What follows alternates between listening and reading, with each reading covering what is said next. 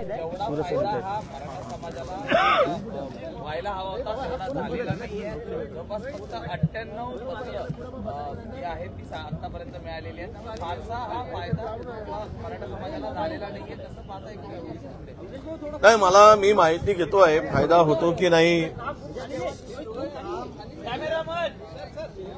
तुमचे हे खाली घ्या जरा, हे खाली घ्या, बूम खाली घ्या जरा, माझ्या हाईटचा विचार करून घ्या जरा. काय तुम्ही येस नाही, हैदराबाद गॅजेटियरचा फायदा झाला की नाही आम्ही माहिती घेतो आहोत.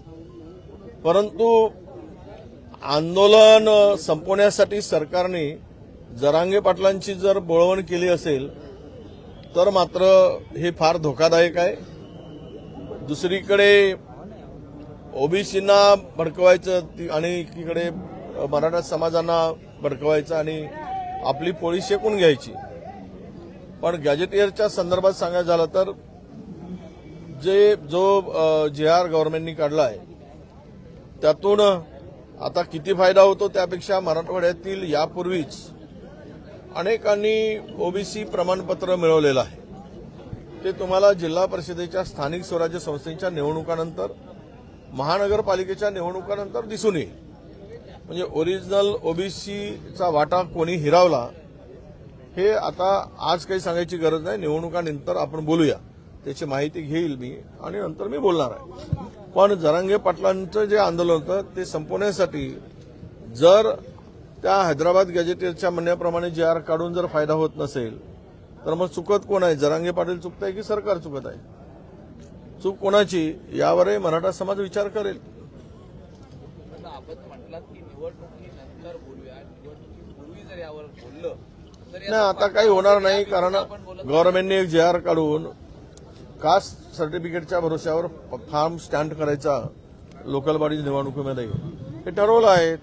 6 महिन्याची व्हॅलिडिटीसाठी मुदत दिलेली आहे. त्यामुळे आता बोलून काही त्यांचा फॉर्म काही बाद होणार नाही.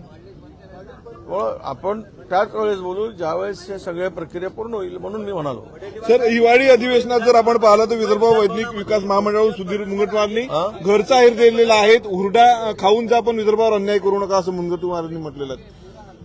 नाही, आता असंही सुधीर भाऊ बोलतात ते खरं बोलतात. सुधीर भाऊंनी हे सगळ्या बजेटमध्ये त्यांची भूमिका मांडली आहे. ते विदर्भाच्यासाठी आणि विकासासाठी नेहमी आग्रही राहतात. त्यामुळं सरकारला घरचा आहेर म्हणण्यापेक्षा सरकारला आरसा दाखवला असं म्हणायला हरकत नाही की तुम्ही काय चुकीचं दाखवाय. तुम्ही तोंड बघा त्या आरशात, तुम्ही विदर्भाला काय देताय, तुमचा चेहरा गोरा आहे की काय दाखवण्याचं काम त्यांनी करून दिलं आहे. या निमित्तानं त्यांना आमच्या शुभेच्छा आहेत. नाशिकमध्ये आपण जर पाहिलं तर विजन पडळकर आणि जितेंद्र आव्हाड यांच्या कार्यकर्त्यांचा राडा मुंबई विधान भवनात पाहायला मिळाला. आज त्याचा अहवाल टेबल होणार आहे. तुम्हाला काय वाटतं, काय निष्कर्ष निघेल याच्यात? नाही, बघा, सरकारने कुणालाही पाठीशी घालू नये. तो राड्याचा साक्षीदार आम्ही आहोत, सगळी माहिती आम्हाला आहे.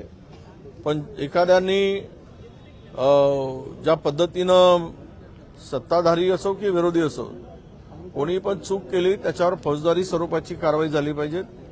त्याच्यावर त्याला अटक झाली पाहिजे. तो सुटता कामा नये. कायद्याचा धाक असलाच पाहिजे. आणि विधानभवनसारख्या पवित्र परिसरामध्ये अशा प्रकारचे वैयक्तिक द्वेषापोटी, राजकारणापोटी राडे होत असतील तर याचं पावित्र्य कसं राहील? म्हणून कारवाई ही कडकच कारवाई झाली पाहिजे. कुठेही सुटता कामा नये. ती हिंमत मुख्यमंत्र्यांनी दाखवली पाहिजे. सर, कार्यकर्त्यावरती हवी की आमदारांवरती हवी? जो चुकला असेल त्याच्यावर हवी.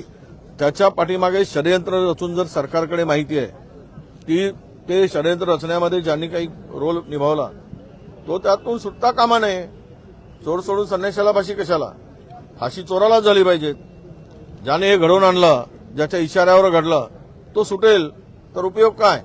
म्हणजे एखाद्याला खून करायसाठी पैसे देणं, सुपारी देणं, बंदूक देणं, गोळ्या देणं आणि म्हणणं की माझा काही संबंध नाही, माते भडकवणं दुसऱ्यांची, तोच खरा गुन्हेगार आहे जो माती भडकवत आहे. सर, बिबट्याच्या मुद्द्यावरून जर पाहिलं तर राज्यात रणकंदन माजल्या. दुसरीकडे शेतकऱ्यांची टिंगल उडवणं सुरू आहे असं बच्चू कडूंनी म्हटलेलं आहे. कोणी म्हणतं, अंबानी म्हणतात की हत्ती पोचा. आणि दुसरीकडे रवी राणांनी म्हटलं की बिबट्या पोचण्याची परवानगी दिली पाहिजे. नाही, दिली पाहिजे ना. पहिले रवी राणाच्याच घरी 4-5 बिबटे ठेवले पाहिजेत आणि त्याला सांगितलं पाहिजे की तू आणि तुझ्या फॅमिलीनी मिळून जेवढे मेंबर असतील सगळ्यांनी एक बिबट्या पोसा आणि त्यानंतर मग दुसऱ्याला अनुभव सांगा की तो पाळीव प्राणी आहे की हिस्र प्राणी आहे, हे मग बच्चू कडूंचा अनुभव घेऊन बाकीच्या सत्ताधारी आमदारांच्याकडे त्यांच्या म्हणण्यानुसार मग 2-2 बिबट्यांचं वाटप करावं व उर्वरित राहिलेच तर मग त्याचा विचार आम्ही करू. तर येणाऱ्या महापालिका निवडणुकीसाठी महायुतीचं ठरलेलं का महायुतीमध्येच ते लढणार?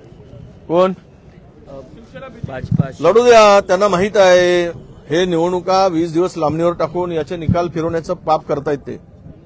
हे आता मी तुम्हाला एक उदाहरण सांगतो. घुगुस नगरपालिकेचा कुठलाही विषय हायकोर्टात असताना तिथल्या आमदारांच्या इशाऱ्यावर त्याच्या दबावापोटी निवडणूक आयोगाने, माझा थेट आरोप आहे निवडणूक आयोगाला, चॅलेंज आहे त्या निवडणूक आयोगाला, ही शब्द सांगायचा झाला तर माझ्यावर गुन्हा दाखल होऊ देत, हरामखोरीपणा करून त्या भद्रावतीची निवडणूक थांबवली कारण तिथे आम्ही जिंकत होतो म्हणून.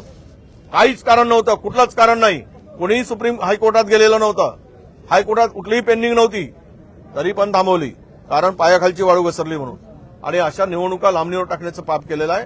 कारण ह्यांना माहित आहे की राज्यामधल्या निवडणुका या महायुतीच्या विरोधात चाललेल्या आहेत. आपसातल्या मारामाऱ्यामध्ये तो कौल आमच्याकडे आहे.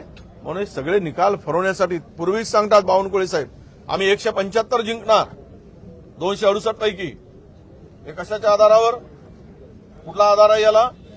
175 पेक्षा कमी जिंकणार नाही, पाहून घ्या म्हणतात. याचा अर्थ स्पष्ट होतो ही सगळी बेमानी आहे. चोरी करून ईव्हीएम मध्ये घोळ करून निवडणुका जिंकण्याचा फंडा आहे. तरी पण लोकांच्या मनामध्ये हे महायुती, घुगुसच सांगितलं मी, भद्रावती नाही, सॉरी घुगुस, घुगुस मध्ये थांबवलाय, भद्रावती नाही, सॉरी. पूर्णतः कुठलाच काही अडथळा आणायचं काही कारण नव्हतं. एकतर्फा जो सर्व्हे होता, जो रिपोर्ट होता, जो आम्हाला पोलिसांनी रिपोर्ट सांगितला, 16 नगरसेवक आणि नगराध्यक्ष निवडून येत होता, पण थांबवलं. अशाच प्रकारे राज्यातील निवडणुका थांबवल्या. 20 दिवसाचा वेळ घेतला मतमोजणीसाठी आणि उद्या ईव्हीएम मध्ये घोळ करतील आणि निवडणुका जिंकतील. अरे इमानदारी निवडणुका जिंका. जर तुम्ही युती करा, तुमची महायुती होऊ देत, पण बॅलेटवर निवडणुका घ्या. तुमची जागा कुठे आहे लोक दाखवतील. शेतकऱ्यांचा एक अत्यंत महत्वाचा प्रश्न आहे. मुंबईसाठी राष्ट्रवादीला मात्र लांब ठेवलेलं आहे नवाब मलिकांच्या प्रकरणावर. हे बघा, मांडीला मांडी घालून बसायचा, सत्तेचा उपयोग करायचा, सत्ता मिळवायची, चोरांना जमा करायचा, दरोडेखोरांना गोळा करायचा आणि आम्ही इमानदार आहोत म्हणून सांगायचं. हे काय, हे कुठलं आहे? याला काय नीतिमत्ता म्हणतात, नैतिकता म्हणतात? सगळे नीतिमत्ता, नैतिकता कमरेला गुंडाळून कारभार सुरू आहे. हे महाराष्ट्रातील जनता बघते. याला सांगायचं हा बदमाश आहे, तो चोर आहे, आणि सगळे घोटाळेबाज, सगळे जमीन लुटणारे, सगळे तिजोरी खाणारे, लुटून खाणारे, दरोडेखोर, लुटारू, चोर, डाकू सगळे जमा करून सत्ता चालवायची. याला काय इथिक्स म्हणतात? याला काय राजकारण म्हणतात? शेतकऱ्यांचा एक महत्वाचा मुद्दा नाफेड केंद्र